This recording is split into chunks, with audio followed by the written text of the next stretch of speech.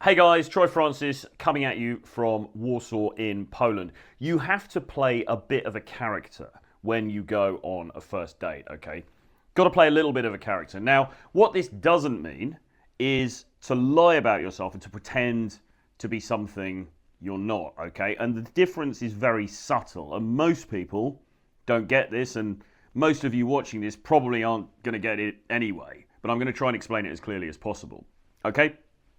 If you misrepresent yourself when you go on a date or when you meet anybody, you're going to lie. You're going to say, I'm a multimillionaire, I've got private jets, I've got 17 Lambos, I've got a Bugatti parked outside, whatever. You're going to say things that are objectively untrue about the circumstances of your life, okay? And that's absolutely not what you should do. If you do have those things, great. I wouldn't boast about it. I'd let her find out more organically. But if you do have those things, that's fine. But assuming you don't, it's absolutely not about pretending that you do. So it's not about pretending to be someone else in that sense. Don't say, I'm the CEO of this multinational corporation if you're not, if you're working in Publix, right? Don't say, oh, I'm a hedge fund manager and I control, X amount of billions of dollars worth of funds if you're working in Publix, okay? Don't do that, right? Don't lie. However, we are all multifaceted beings, okay? We have different aspects to our personalities. And it is important, in fact, it's essential, that you turn up the dial, okay? Turn up the dial on the more attractive aspects of your personality when you go on a date, all right? So when I'm sitting with a friend and we're talking, we're having a cup of tea, okay, I'm going to be different with that friend than how I am when I'm on the date with an attractive woman that I want to engage with in a different way, okay? In the same way, if I'm sitting with a member of my family, okay, I'm going to be different with them as well. It's pretty basic stuff, but what I think happens a lot of the time is that guys will go on dates with women and they will just kind of act as if they're meeting a friend, or as if they're meeting a new colleague at work, okay? Imagine a new colleague joins your company and they say, hey, go out for lunch with so-and-so, they're new to the company, get to know them. You go out, you're super friendly, you're kind of open, you tell them about yourself, you're honest, you tell them about what life is like working for the company, some of the stuff that you do at weekends, very, very kind of boring but neutral chit-chat, okay? I think a lot of guys will go on to dates and they'll behave in that manner. And that's absolutely not what you should do. Because when you're on a date, okay, you are somewhat fulfilling a fantasy of hers, okay? Because she has a fantasy, the woman you're on the date with, right? She has a fantasy in her head of the kind of guy that she would like to meet, all right? And if you are somewhat fulfilling that fantasy, that's going to stand you in better stead than if you're not. And the problem with being super transparent and super conversational and super open and just bland and kind of beige and boring and not having any mystique about you whatsoever, which is kind of how a lot of these conversations will go if you're in a networking situation, for example, that is not going to be a fantasy that she has, because what she's looking for, and we know what women's fantasies are, right? Because there's a multi-billion-dollar romance novel industry that's based on women's fantasies. We've seen 50 Shades of Grey, okay? We know the kinds of archetypes that women are intrigued by, and they tend to be men who are somewhat mysterious, who are somewhat unpredictable, who have a risk-taking element to themselves, and maybe presents a modicum of danger. Now, I mean danger, of course, in a very controlled, safe way, but nevertheless, a guy that she can't quite predict, a guy that she can't quite pin down, okay?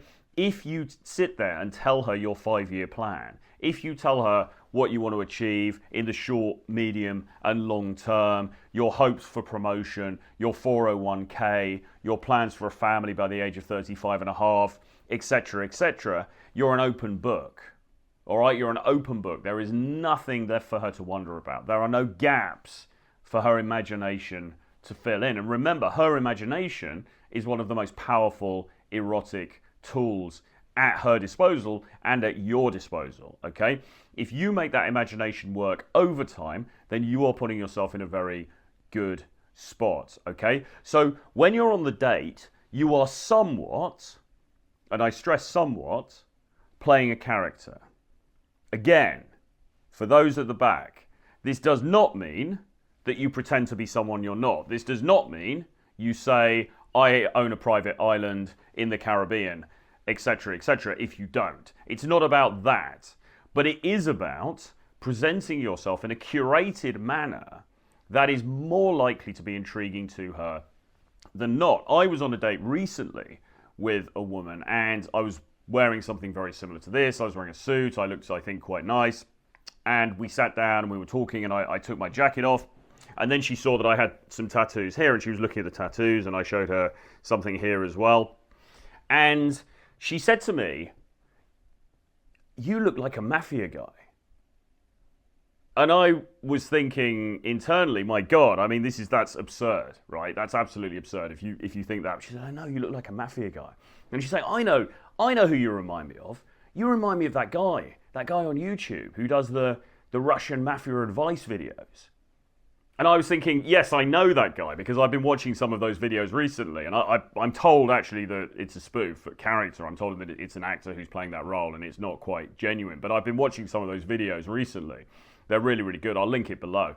She said, "Oh, you remind me a bit of that guy."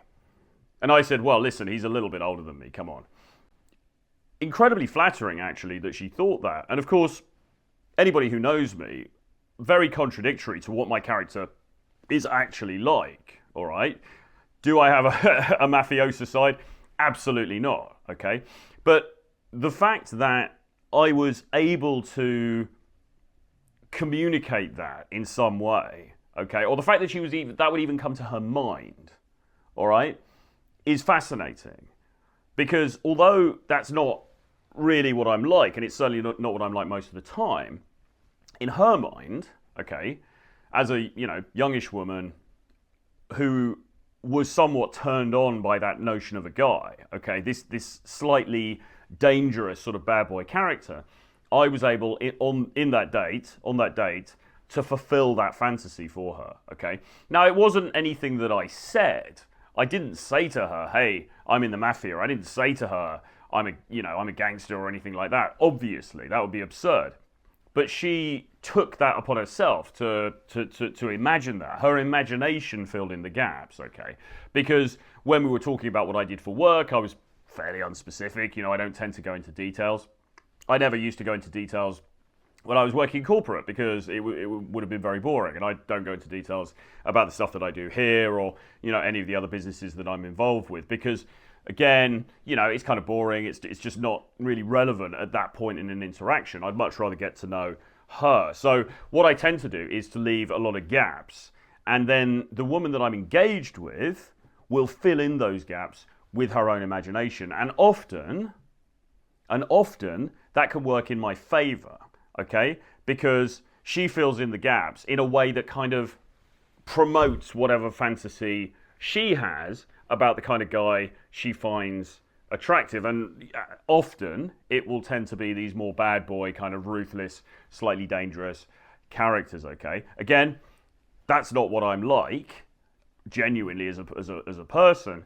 But if that was the impression that she got, and she found that to be eternal, which she did, then it's all good, right, for both of us, okay?